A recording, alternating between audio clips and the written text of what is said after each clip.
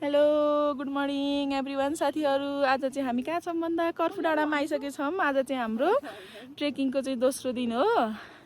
आज चाहिँ हामी बिहानै चाहिँ कर्फु डाँडा आएको छौँ र पानी परेर चाहिँ यहाँ भ्यू चाहिँ हाम्रो खतम भएको छ। हिमाल पनि देखिया छैन। यहाँ चाहिँ सर्मिस हुनुहुन्छ।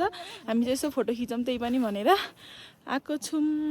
है त हामी त फोटो खिच्दा फेरि पनि पानी परेर चाहिँ हामी यहाँ चाहिँ यस्तो ओतमा बसिरहेको छौँ। हामीले राम्रोसँग फोटो पनि खिच्न पाएनौँ। हाम्रो चाहिँ भाग्यै खोटिरहेछ भन्न पर्ला जस्तो भइसक्यो।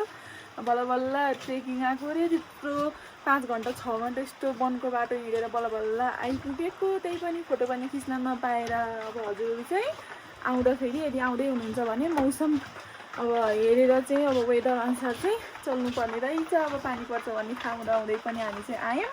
तर हजुरहरू चाहिँ नआउन सजेस्ट गर्छु है मैले चाहिँ। मेनली यति बेला भन्दा पनि अब हजुरको यति बेला चाहिँ अफ सिजन भयो।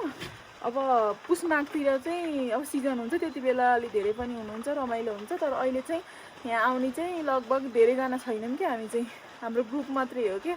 अरू त खोइ कोही पनि देखिनु भएको छैन। अब पानी परेर ननिस्किनु भएको कि के हो कुनै कोही पनि देखिनु भएको छैन। यस्तो कोइरा लाएर हुस्सु यस्तो छ साथीहरू नि त। त्यसैले चाहिँ अब हाम्रो फोटो पनि राम्रोसँग खिच्नु पाएनौँ कि। अब पोखरीहरूबाट उता हिमाल देखेको है कर्फु डाँडा त दामी देखिन्थ्यो नि त।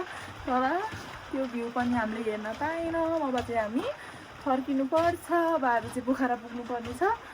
त्यसैले चाहिँ अब तानतिङसम्म चाहिँ हिँडेर जाने, त्यसपछि चाहिँ हामी राइडमा नै जान्छौँ है त। बिहानको नास्ता बनाउँदैछौँ, पुरी तरकारी अचारहरू। यहाँ चाहिँ दाइ एक्लै हुनुहुँदो रहेछ, एकदम बिजी। यहाँ देखाउँ न कति राम्रो राम्रो पुरी फुल्दैछौँ हामीले। यो पुरी उता चाहिँ मिसले यहाँ यस्तो वाला रोटी बनाउनु आमा पनि हाम्रो चाहिँ यो भोलिपल्टको यात्रा दोस्रो दिनको हामी चाहिँ यता कर्फु डाँडादेखि चाहिँ तल झर्दैछौँ है।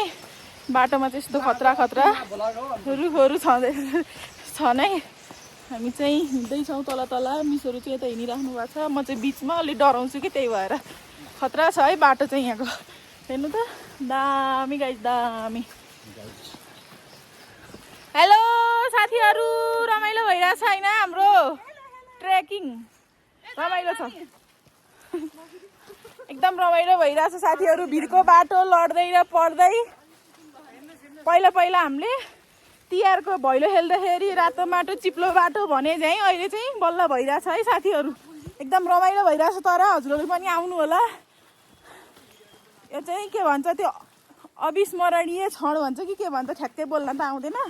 त्यही पनि अब बुझ्नु है मिलाएर। यस्तो रमाइलो छ। यति बेला चाहिँ मैले मेरो हस्बेन्डलाई चाहिँ एकदम मिस गरिरहेको छु। ल है ल बबाल छ बाटो चाहिँ। वाउ यस्तरी जानुपर्ने बिजोग भयो। के गर्नु, यो पर्व यस्तो पनि हुँदो रहेछ। गाह्रो छ यस्तो वनमा। न आसी छ हामीसँग न केही छ। के गर्नु। हामीले सफल यात्रा सहित चाहिँ यहाँ चौरनिर आइपुगेको छौँ। हेर्नु है गाइस बबाल छ भ्यू। जति तल आयो उति राम्रो देखिरहेको छ है भ्यू चाहिँ।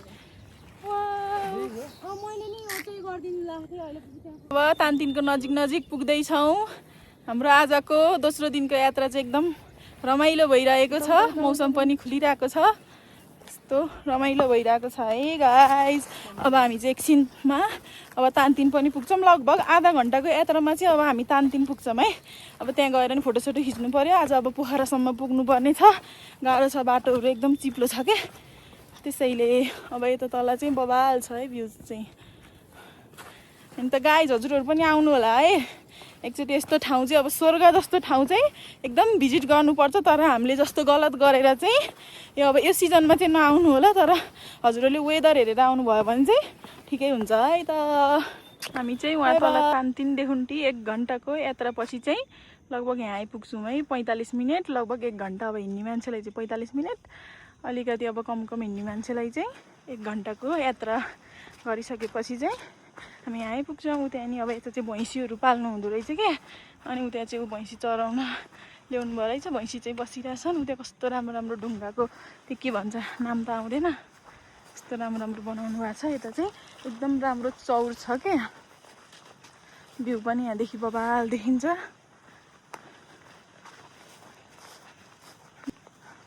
हिमाल पहाड मनपर्ने मान्छेहरूलाई चाहिँ एकचोटि आउनु होला भन्न चाहन्छु म चाहिँ।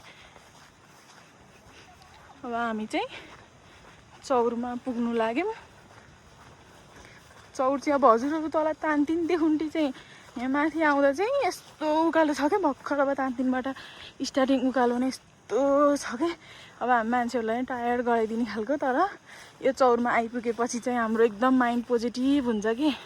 कस्तो पोजिटिभ भाइब दिन्छ कि यहाँको चौरले चाहिँ। म देखाउँछु है हजुरहरूलाई। बाटो चाहिँ यस्तो सिँढी पनि छ वन जङ्गलको है। यताउता कस्तो कस्तो बाटोहरू धेरै थरी बाटो छ है यहाँ चाहिँ। हजुरहरू तानतिनबाट 45 देखि 1 घन्टाको यात्रापछि चाहिँ यहाँ आइपुग्न सक्नुहुन्छ। एकदम पोजिटिभ भाइब आउँछ है यहाँ आइसकेपछि चाहिँ। हामी तानतिनसम्म पुग्नलाई चाहिँ यहाँ पानी पर्दो रहेछ। हजुरहरूले पानी खाएर आरामसँग माथि जान सक्नुहुन्छ। हेर्नु त साथीहरू कति राम्रो छ, बबाल छैन त। फाइनल्ली हामी चाहिँ कर्फु डाँडादेखि 2-2.5 घन्टाको निरन्तर यात्रापछि चाहिँ हाम्रो सुन्दर तानतिन गाउँ आइपुगेका छौँ। यो चाहिँ सूर्य गेस्ट हाउसदेखि देखिने चाहिँ राम्रो भ्यू हो। यदि हजुरहरू कोही आउँदै हुनुहुन्छ भने सूर्य गेस्ट हाउसमा आउनु होला। यहाँ चाहिँ एकदम राम्रो सेवा सुविस्ता रहेको छ। आज चाहिँ क्लियर मौसम नभएका कारणले चाहिँ हामी पारी सिक्लेस गाउँ चाहिँ देख्न सकेनौँ। यहाँ तल चाहिँ कति राम्रो सेती खोला छ, एकदम राम्रो देखिन्छ यहाँको दृश्य चाहिँ। कर्फु डाँडादेखि चाहिँ नास्ता मात्रै खाएर हिँडेको। यहाँसम्म आइपुग्दा चाहिँ हामीलाई यस्तो भोक लाग्यो नि त।